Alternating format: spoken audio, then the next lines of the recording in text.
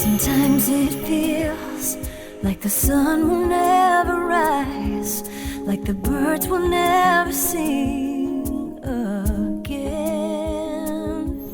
Believe in a power greater than what you are going through. When you don't know what to do, keep breathing. That's right. When you don't know what to do, just keep on breathing. From the City of Angels in Los Angeles and the Big Apple in New York City, welcome to all my listeners out there in Radio Land. I'm Dave, the Caregiver's Caregiver at caregiverdave.com, along with my lovely co-host Adrienne Gruberg at the caregiverspace.org. And we're coming to you live and on demand 24/7 on 21 global audio and video platforms, including Facebook Live, iHeartRadio, iTunes, YouTube, Spreaker, SoundCloud, HealthyLife.net, Vimeo, Stitcher Radio, Blog Talk Radio, Mixcloud, Listen Notes, Blueberry, Player FM, Podcast.com, VIP Internet Radio, TuneIn.com, Owl's Tale, UBook, Castbox, and of course, CaregiverDave.com. And we're so proud to be voted number one. You have to learn how to do that in one breath. I'm going to try. and I'm also going to try to sing that Johnny Cash song, I've Been Everywhere, Man. Been to Houston, Buffalo. Okay. We are proud to be voted number one caregiver podcast of the top 50 on Player FM, and one of the top 6 best podcasts by Caring.com, as well as the number 3 podcast out of thousands of caregiver podcasts on FeedSpot. Or I could do what they do on TV, where they just speed up, the sound, and they sound like an auctioneer. Yeah. Uh-huh. And we have an exciting show planned for you today, don't we, Adrienne? Of course. Lorraine Justice is a designer who works to make better products and services for people. She works with a lot of technology, and we'll talk about the early robots that are coming our way to see if they can help caregivers out. But before we get started, I want to take this moment to thank last week's guest. Beth Liebling is a divorced, middle-aged mother of 5 children and grandmother. She's also an Ivy League-educated, former board-certified divorce attorney who got tired of breaking people up. So now she helps couples stay together. That's a good change, isn't it? Well, just a reminder, you can watch or listen to that interview and all our interviews on our membership website, caregiverdave.com, or any of our other 21 global platforms that I mentioned earlier, iHeartRadio, iTunes, etc. All right, enough of that. Welcome to the show, Lorraine. Why don't you take a minute or two and just tell us, who's Lorraine Justice and why was she put on this earth? Thank you, Dave.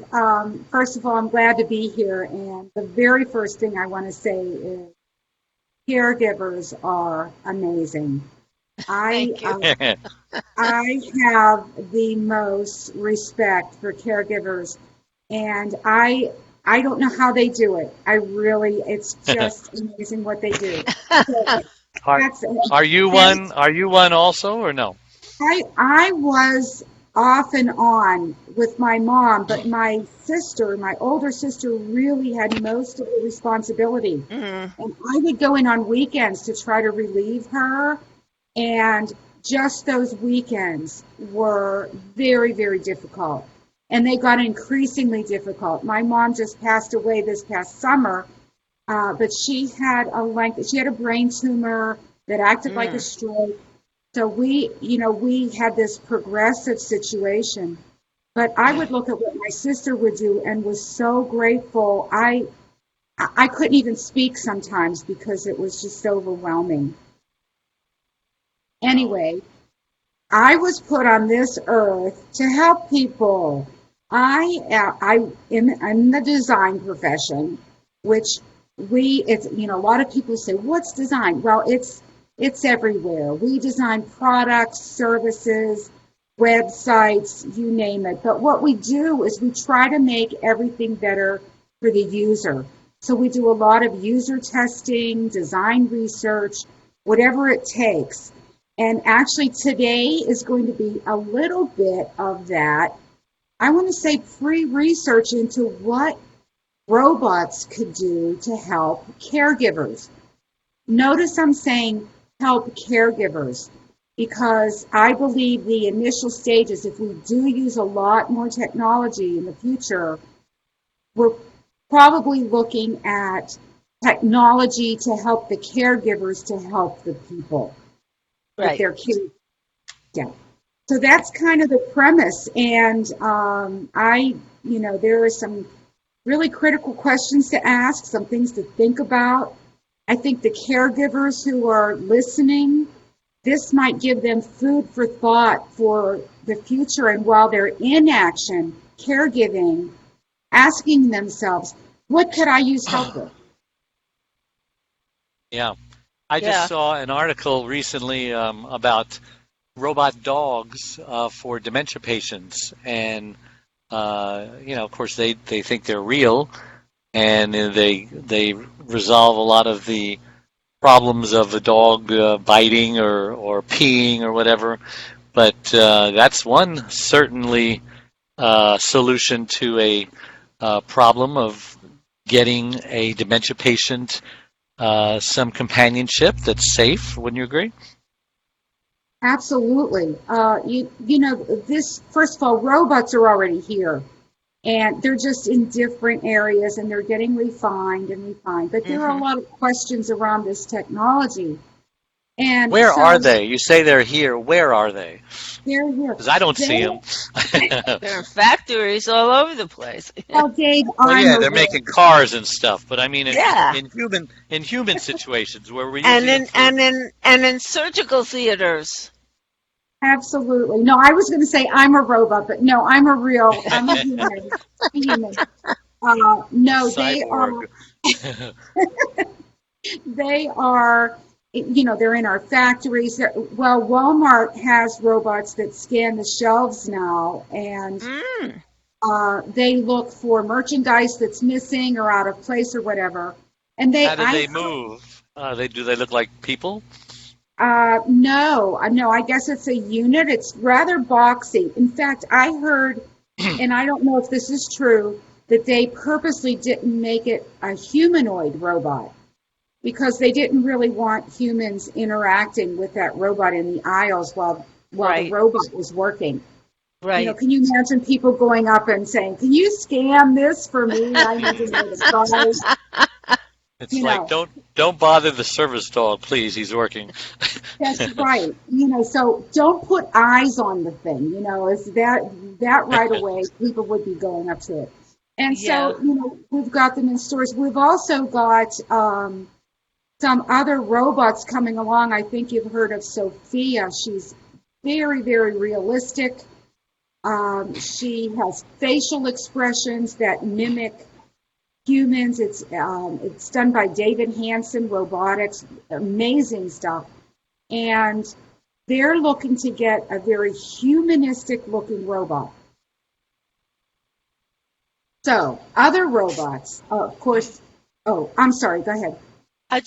In terms of skin texture and hair and stuff, very lifelike.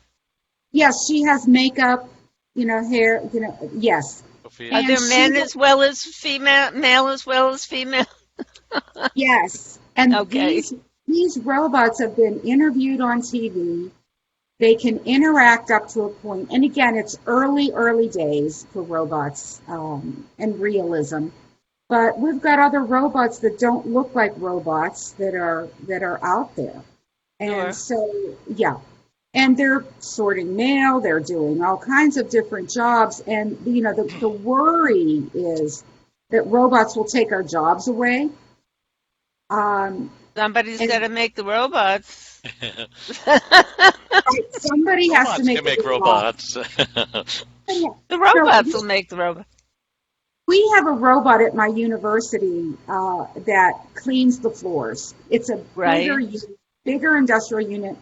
And I got off the elevator one day, and I see this thing coming down the hall, and it's a big black box with green lighting, and I just thought, is somebody behind that? No, it was totally on its own, cleaning the floor. So they're just, we're going to see them in so many areas. But I look to the future. Now janitors are losing their jobs. Oh my God. Well, I mean, I know at NBC they have, all of, God knows, it's a huge place. They've got the mailroom people have been replaced. As far as the mailroom people who used to go around from office to office to office delivering mail. Now you've got the robots doing it. Yes. They're just programmed to do it. Right. And, China. I'm sorry. Go ahead, Dave. No, I was just saying China. They must be behind this. No. Oh, I lived in China for 8 years, believe me. You did? Yes, I did, and worked all over China. I was in Hong Kong as a dean of a design school there.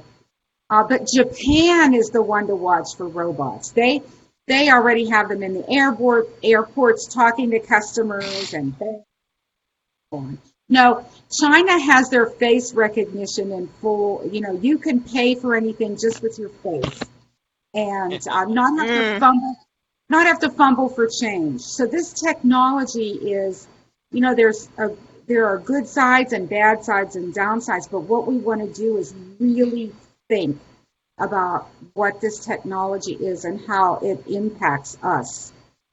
And so, caregivers, I don't believe caregivers will ever lose their job because of the human touch. Unless we're in some evil empire and they take all the caregivers away.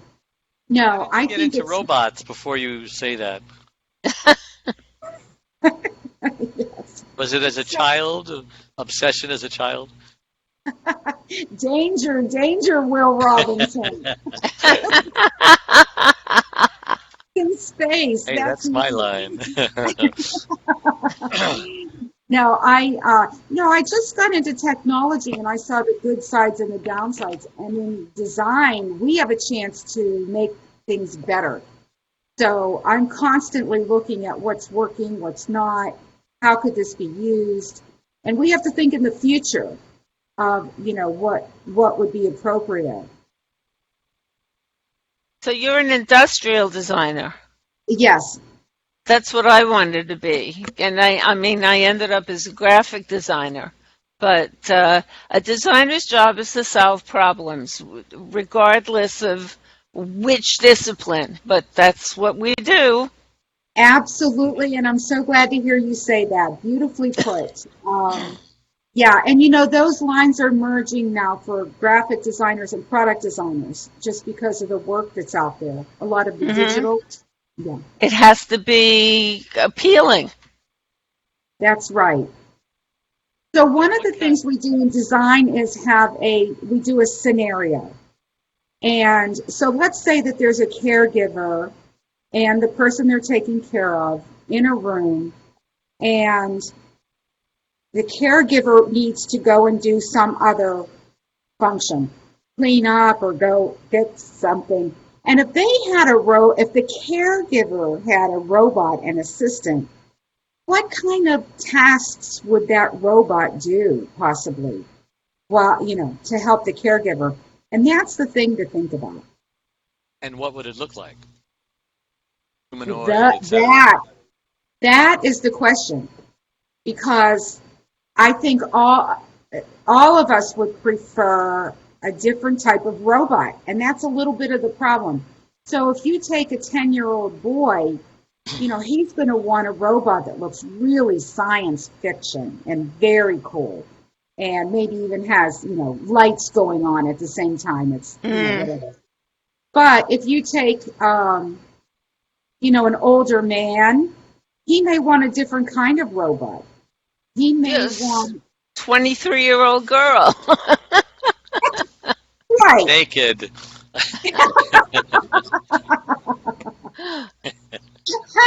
Oh, let's not go there, Dave, because there are sex robots that are coming out, and a lot of questions. Yes, okay. Yes, and then if you ask an older woman what kind of robot she would want, and of course it's gonna look like a movie star, right? No. Would it, it's interesting. An older woman might want a companion Right. instead of a beau. Girlfriend. That's Yeah. true. So, exactly. And these are the types of questions we would ask people. If you could have technology, and the thing is, they could have something with them that doesn't even look like a person. Of course. It could be some type of a, machine. Who knows? If it's a medical robot that maybe would take all the vital signs, that may have maybe they want it to have a more technical look, or to inspire trust or whatever. The look of a robot that would be in the room with the caregiver and the patient, I think, is very important, because you're spending your days with that thing. So the robot that, and if it's annoying or if it's not, and they can have personalities too. So let me ask another question. If you're at the airport and you have the chance of speaking to a flight, a desk agent who's having a very bad day and is very unhappy, or a very pleasant robot. Robot. Who has all the information. Right. And won't get to and no PMS. Right. And, won't mind you asking the same question 3 times without getting snarky. And, so these are the types of things that are coming where we might be able to help, at least until people's human skills get fine-tuned. As a caregiver myself, and I had an opportunity to get a robot, if I did, I would want a robot to maybe give me a back rub while I'm doing, other duties and stuff, or rub my feet, or things like that, things to help me feel better and rejuvenate myself, etc. So I'm sure there will be a demand for that as well. Right. I mean, that robot could get you a cup of tea or juice or water, right, just as well as the patient. And I think it's more about taking care of the caregiver to help take care of the patient. Although the robots can probably do both, or you'd have 2 types of robots. Now, the question that I have is this technology has to cost a lot of money. Right. You think? Yeah. Now, I mean, certainly the more mechanical looking, the less cosmetic looking, it would cost less to be mechanical. But as you get more sophisticated and you make it look like a person, that's got to be really expensive. Who's supposed to pay for this? Yeah, how are we going to afford this stuff? Right. Okay, first of all, yes. Wait a minute. Bernie Sanders can do it so that it's all free. I forgot about that. I was going to say, now, here's the thing. Let me back up a little bit. If you have a CPAP machine and you're using it at night, that data, I learned, goes to the insurance companies. Okay? And the insurance companies, and if they can tell if you're using it or not. And if you're not using it, they can pull that CPAP machine or not pay for it or make you pay for it or whatever. Right. So, I was thinking years ahead with robots, if insurance companies are paying for these robots, what restrictions would be on them and what kind of liability and insurance and all kinds of other issues come up. Of course, there's liability too. Absolutely. And then the other thing is, what if people get attached to this robot and then it goes away? It's like a pet, So anyway, this is wild stuff right now. Years down the road, it's going to be very, very common to start to think about these things. So So how Wait, much hold that was that question. that Hold that question. We need to take a break. So okay? don't go away. We'll be right back. One arm, one leg, 100 words. Overcoming unbelievable hardships is about Charlene, a stroke survivor. Back in 1996, Charlene was a healthy, normal, very active 52-year-old woman whose amazing talents resembled that of both a Martha Stewart and a Wonder Woman. But all that changed when she suffered a massive stroke that left her severely speech impaired and paralyzed on the right side. Who am I? My name is David. I've had the privilege of being Charlene's husband since 1975. We had a wonderful, fairy tale, storybook-like courtship that culminated in our marriage a year later. Charlene had just come out of a marriage where after 10 years, she received 2 black eyes and a broken nose by her former husband when he came home high on speed. Charlene believed in no second chances of any kind for abuse, so she left. Finding herself all alone in the world with her 5 and 10-year-old daughters Cynthia Lorraine and Deborah Lynn, she started raising them by herself for the next 2 years.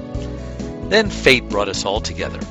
After falling in love with Charlene, Cindy, and Debbie, our love then produced Rebecca Elizabeth. We had a wonderful, normal life for the next 20 years. But today, things are very different for everyone. How about the reaction of 9-time Grammy and Dove Award recipient, the godfather of contemporary gospel Christian music, Andre Crouch? Charlene just won't let the promises of God go, and she has not let her circumstances get in the way of her faith. She's not just a survivor, she's more than a conqueror, as the Bible states. You'll be encouraged by her testimony, regardless of what you're going through. Available everywhere. We're back with Lorraine Justice, talking about robots, and my co-host, Adrienne Gruberg, and I'm Dave Nassaney. We're on the Caregiver Dave Show, caregiverdave.com. So, Adrienne, continue with your question, if you can remember. I was curious about how much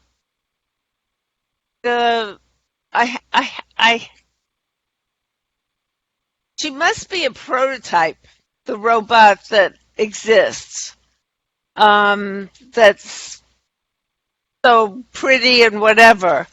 I mean, how much will these things cost, and how much did she cost in terms of development? And Talking about Sophia? it's I mean, it's overwhelming. Overwhelming millions. Yeah. And years to develop. And again, a lot of it was really around research. How far could you push the realism? And sure. and so it was really a lot of research that came out of Hansen's labs. Now, if you look at the robots from Boston Dynamics, that's pretty scary and exciting at the same time with the agility. But let's get back to the cost. I think what we'll see in the future as this research for robots moves forward is probably bits and pieces. You know, they may work out some type of unit that can bring your tea or coffee or juice or water or whatever and install that. Or they may have a more sophisticated medication dispensing situation where the robot would step forward at 3 o'clock to deliver that medication. You know, so when you break down the tasks that caregivers do, we may start to see pieces and parts of machines that will do that. And right. I'm sure Dave could get a massage at that point. We're talking about unpaid family caregivers, but don't forget there are hospitals and facilities that can very well afford to put robots in care facilities to maybe take the graveyard shift to turn patients over who have bed sores. If you look at the people that are rolling around the tables with the computers on it now, that might as well be a robot. Absolutely. I mean, that I can easily see, because that and task is and just hospitals. Kaiser repetitive.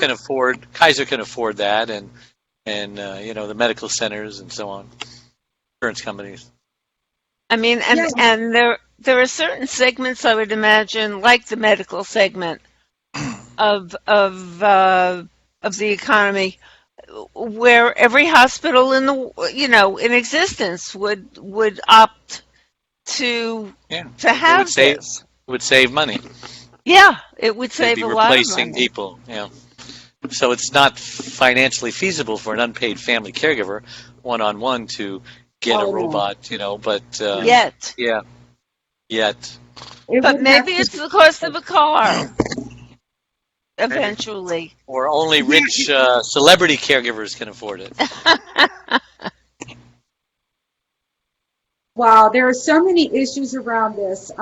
There was just an article in the New York Times about the problems that I guess CVS and Walgreens have had dispensing medications and human error in those issues. So they're finding that some of the pill dispensing areas that may be better automated. We're not sure. I mean, that's something. Hmm. I know a lot of it already is, but that customer to human contact, they're probably looking at that. Other issues are around, I want to say, the recreation aspects of caregiving, where, if someone wants to be read to, or if they want to watch a particular Hmm. movie or music, the caregiver has to usually scramble for some of that if it's new. And it would be great to have some kind of system where they could just, have that available for their patient while they were doing other things. They're like Watson. Watson could read to you, or or play chess with you, or Jeopardy. Right. You know. So technology is supposed to help humans. Now, the argument is, oh, the jobs are going away. Well, there are new jobs coming out. 50 years ago, we would have never heard about engineers working on driverless cars. Those jobs Right. didn't exist. And we don't even know what jobs will come open in the future. I So agree.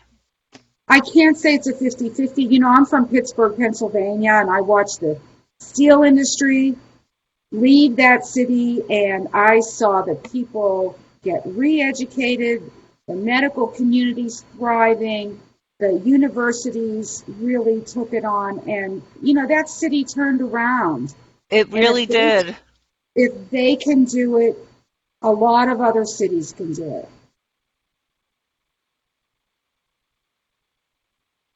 I mean, at one point I wanted to go to Carnegie Tech, and my father said, my daughter's not going to school in Pittsburgh.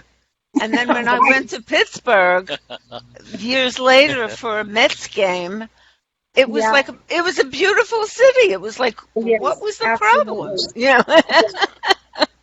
I It know. really is a beautiful city.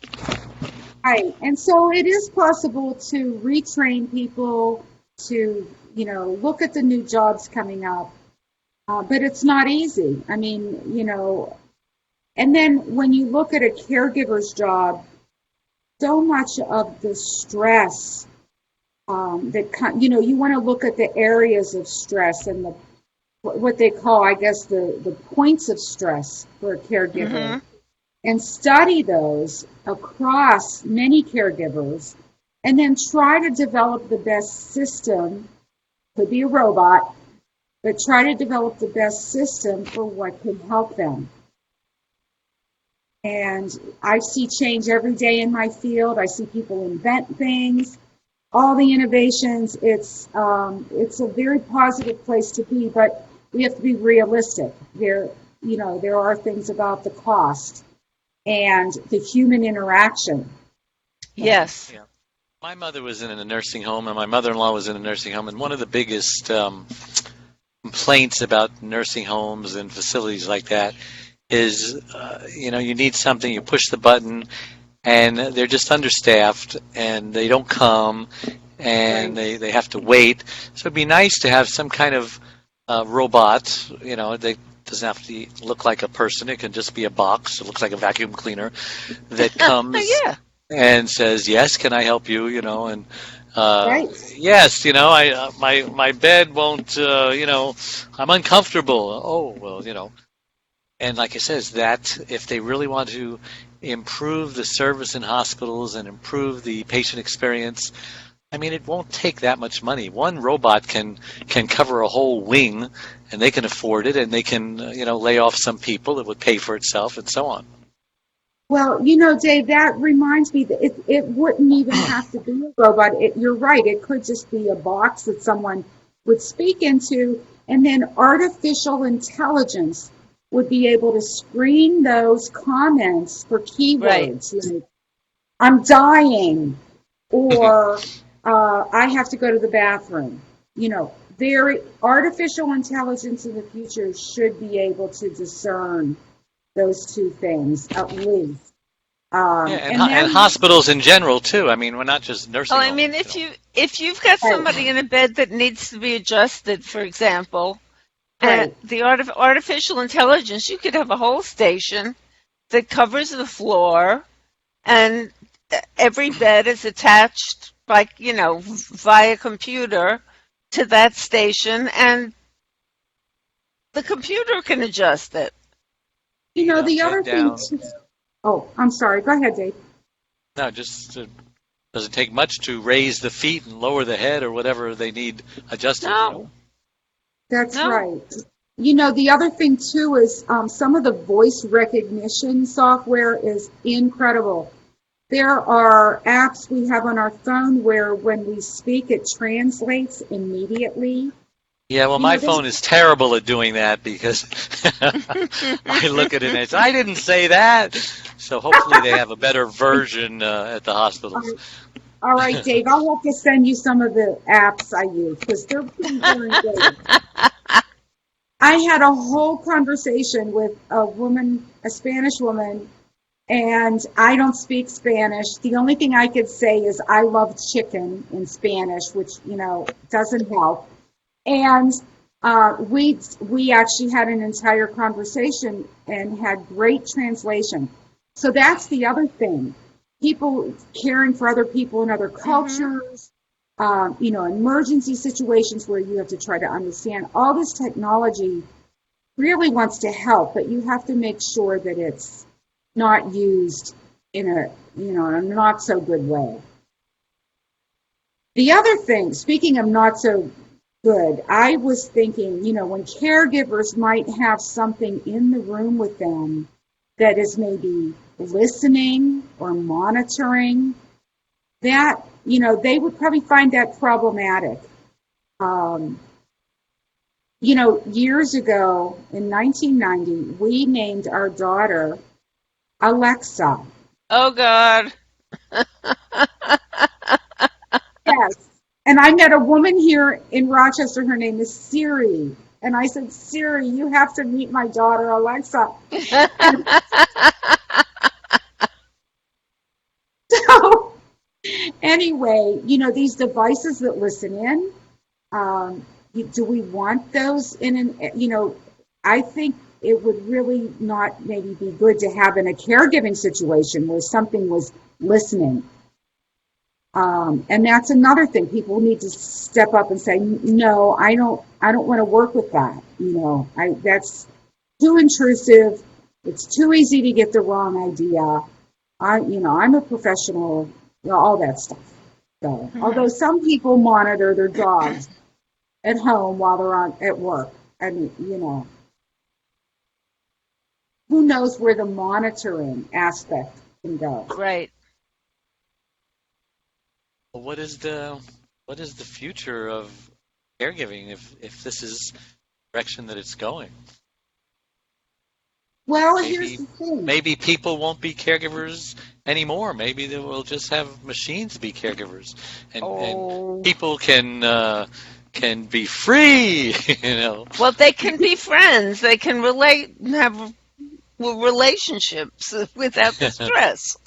Yeah, there might be more different types of contact rather than, if you could put some of the tasks off to a machine and concentrate on some of the lovelier tasks, like just spending time or Right. helping to Reading a story.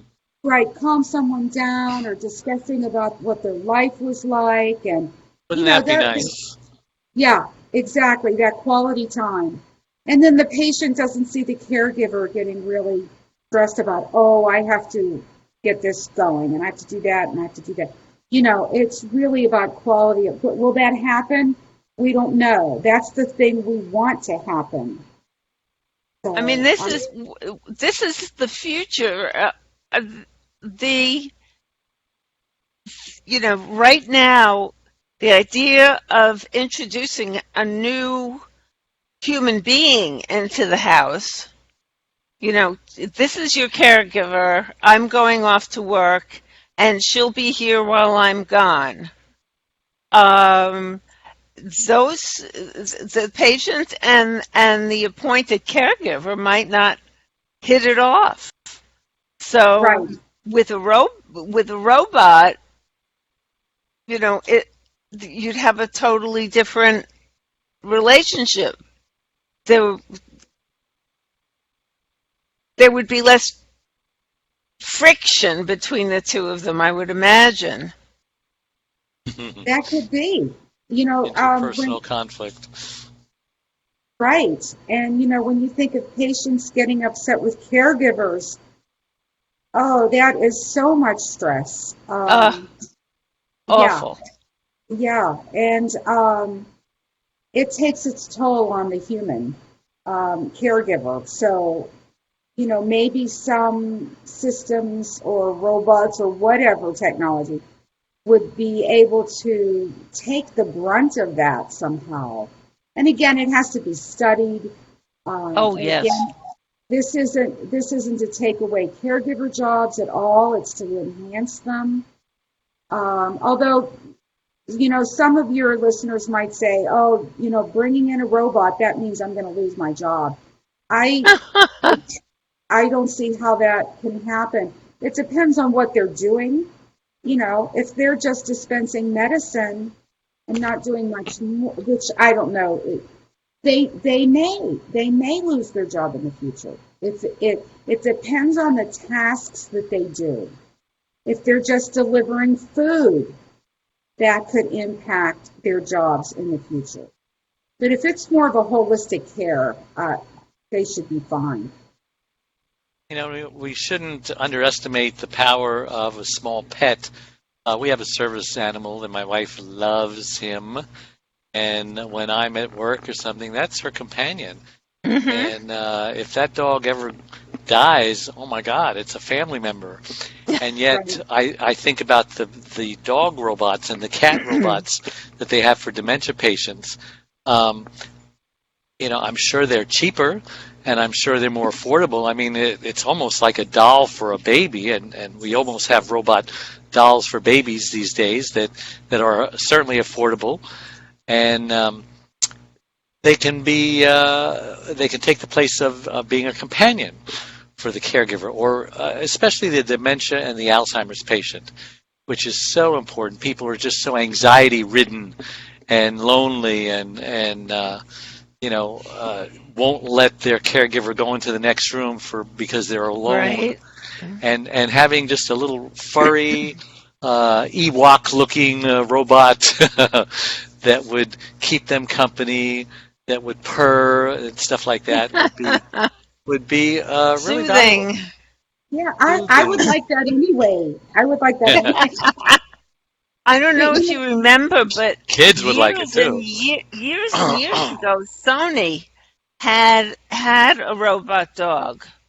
Do you remember? Yes, I do. Sony had a robot dog, and I wanted one. I wanted a dog for a long time, and my husband didn't. But that toy, it was that toy is a very sophisticated toy. It went away. It was too expensive, and I don't know. Maybe the food was too expensive. I don't know. for batteries. Yeah. Well, listen, it's time to take another break, so we will be right back, so don't go away.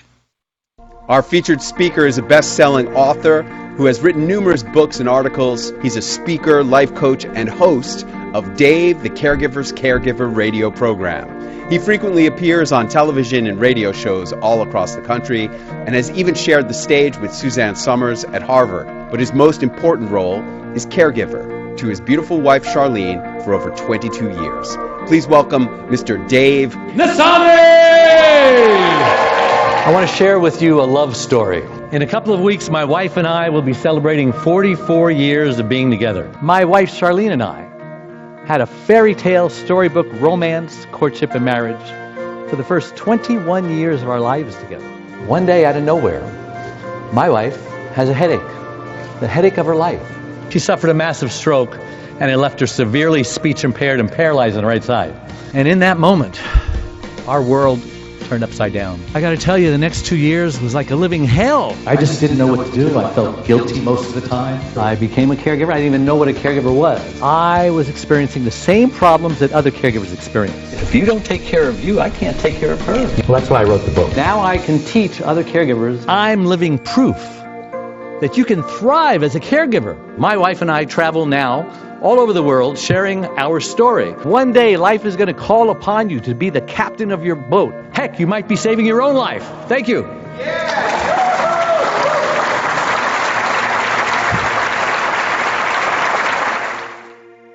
And we're back with the Caregiver Dave Show with Adrienne Gruberg and Lorraine Justice, and we're talking about robots.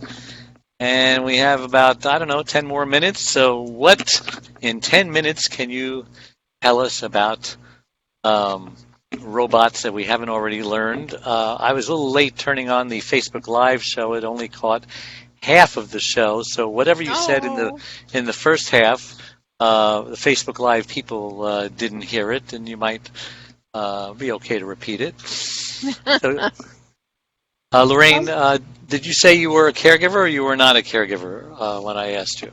I was partially, and I wanted to say first that I am in such awe of caregivers and the work that they do. My mother had a brain tumor, and my sister really had the brunt of that caregiving. I would go on weekends to try to reprieve her, and just those weekends I did were brutal for me, and emotionally and physically. And I thought, I don't know how my sister does this. I was just so grateful. I mean, I'm still grateful. My mother passed away last summer, and she got progressively worse. And it was heartbreaking that, we couldn't do enough for her. And it was just so hard, emotionally and physically. What toll did it take on your sister? And what scars does she still have from that experience? Well, she would get random calls from my mom if something was missing or something wasn't there or something was wrong.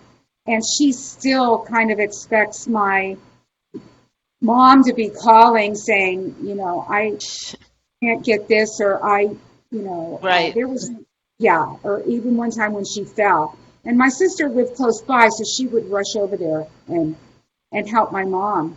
But, and even for me, it's just so odd that I just watched her physically deteriorate. And how's she doing today? She passed away.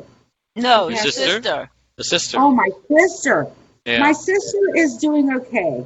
She is, I want to say she's recovering. Recovered from her burnout.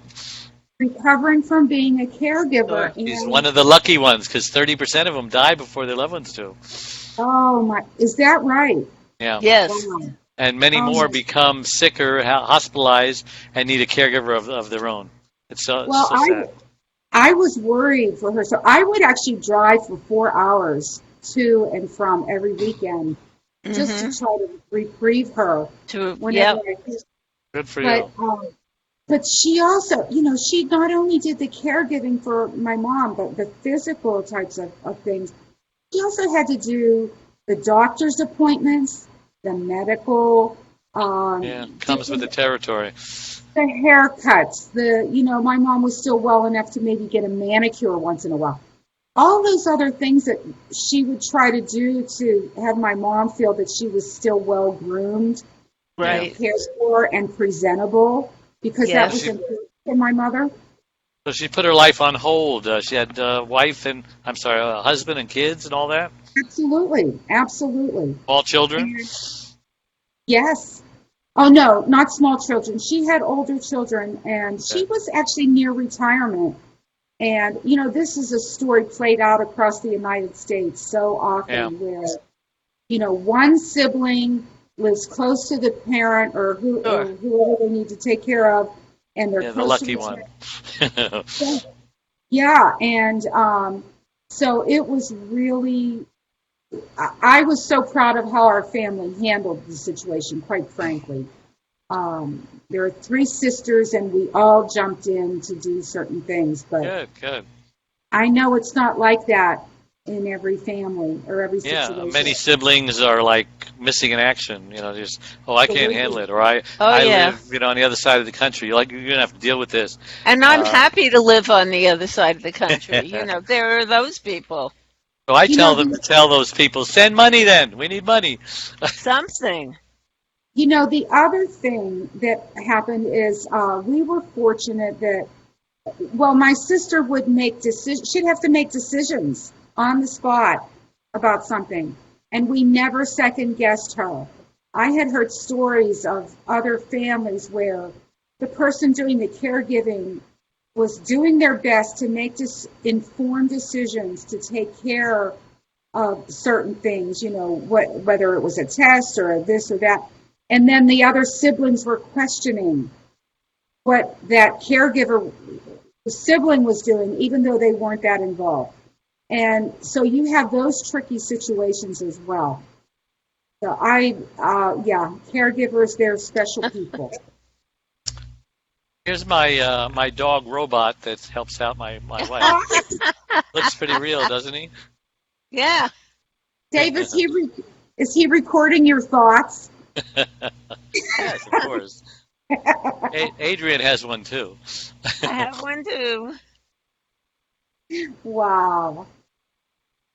I'm here in Hawaii. That's why. Yeah, my support animal is missing in action, just sleeping on the job. This is why I'm in a hotel room. That's why I don't normally have this background.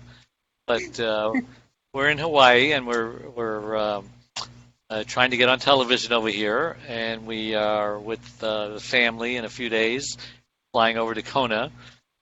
And caregivers need to get away. Absolutely. And fortunately, my wife is able to travel with me, and even though she's paralyzed on one side and can't speak, she has a power wheelchair, which goes faster than my arthritic feet.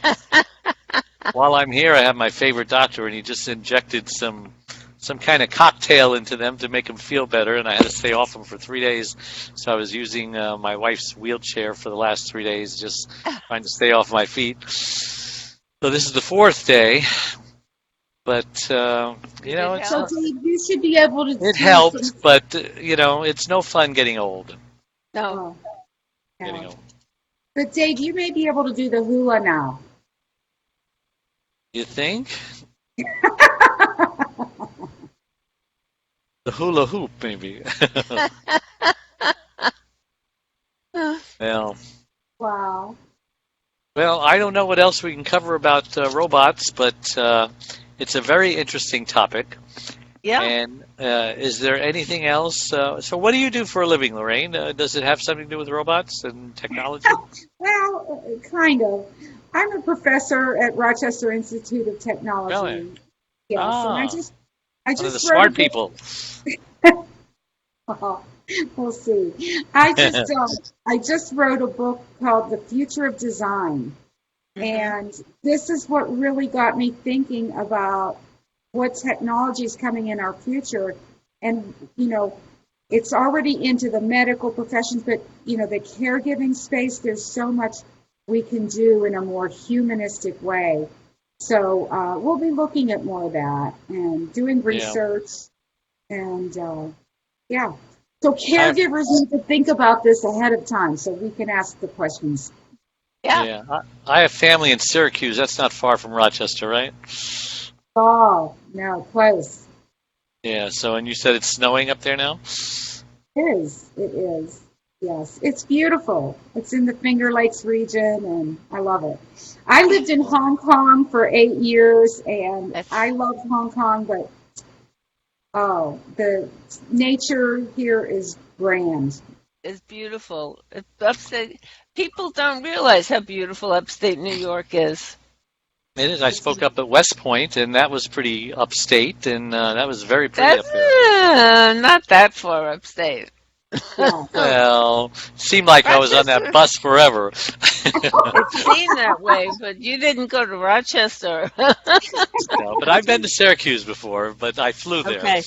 Didn't drive there. How long would it take to drive from the city? Probably 4.5 hours. Oh, that's. But I was going to say, people from New York would probably say, "Oh, that's not upstate New York. That's Western New York." So, yeah. But it's a great place, and we're doing good work here. Yeah, so how can we get a hold of you if we want to find out more about you and your book? What's your book about? It's the future of design. It's about how technology is going to affect our lives and what we need to think about now before a lot of this technology gets built and services get put into place and all of that. So I have a website. It's www.lorrainejustice.com, and I'll spell it. It's LORRAINEJUSTICE.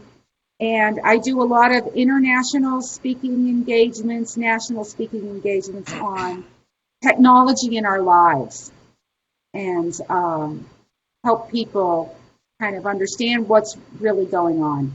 Yeah, who's your audience on the for your book? Who's your targeted audience? It really was corporate CEOs and business folks. It's really about what they need to know about the future of design that's going to affect their companies, their products, their services, everything. And a lot of it, we've got big data coming that's been captured. We've got all this artificial intelligence that will really help us understand more things, but can also, the downside of that, our data is captured, and privacy issues. Right. All of that needs to be sorted out. There are lots and lots of questions that need to be asked and answered. And just out of curiosity, is there anything that you've done in the way of retail? That's an interesting question, because we run projects in our universities in design all the time. And so we have groups of graduate and undergraduate students who might design a better product or come up with a totally new invention. There's that. But myself, I have worked on different types of projects, mostly online, interactive types of things where we look at, is the information clear? Can someone use this easily? How do they feel about using this particular software or hardware? And how can we improve it? And, we have our testing, but there's also aesthetics. Do we like to look at this thing? Do we want this in our Exactly. face? Everybody has a favorite object, and for different reasons, and it's all about emotion. Mm-hmm. It is. Wow. So is that your bicycle back there? You ride your bike? Yeah, that's my husband's. I moved mine out of the way. It had too much dust on it, Dave. Mine's a tricycle. Well, it's been great having you on the show. I appreciate you coming on. Remind me how we met. My pleasure. I was I think we met at New York in In the Publicity Summit? absolutely, the Publicity Okay. Summit that Steve and his brother Bill Harrison put on, and they are absolutely fabulous. I've been with them for several years, going to their events, Really? and actually I met the publisher who did my latest book there as well. So, but no, it was a chance to meet people like you and interact and, get a chance to have our voice out. And I really think that my field cares deeply about people, and so they're very tied to caregiving. How many shows did you pitch? How many producers and how many did you get on? I've been doing a lot. Good. Oh my gosh. Yes. All right. I've probably done 30 maybe. That's good for you. Just in the last, and some of them I couldn't do because I was booked speaking elsewhere. Yeah. But yeah, we're gonna be at the next one in April. I don't know if you're gonna be there. I may go down there. Right. I love meeting people. Well, you're local, yeah. Yeah. Great. All right. Well, thank you, and God bless you, and thanks for coming on the show. And we'll talk to you next time. Bye-bye. Well, thank you so much. Bye. Bye. Sometimes it feels like the sun will never rise, like the birds will never sing.